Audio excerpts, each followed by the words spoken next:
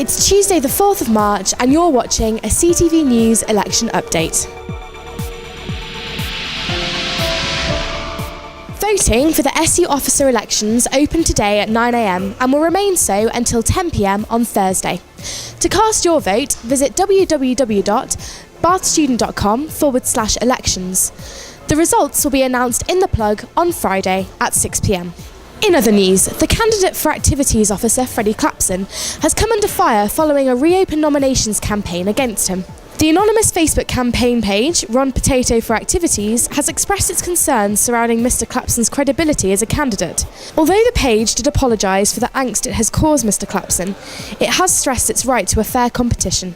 I caught up with Freddie to see what he had to say on the matter.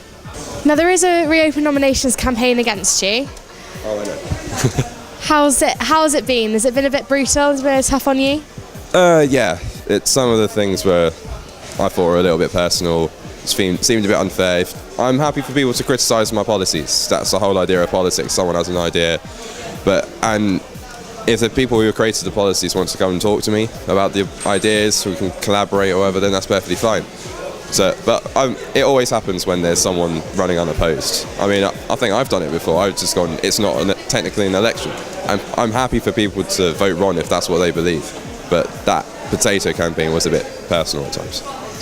Finally, over the last few days, candidates have taken part in the Question to Candidates sessions, where members of the student body have put their ideas to the test. Candidates have debated over key issues relevant to their areas.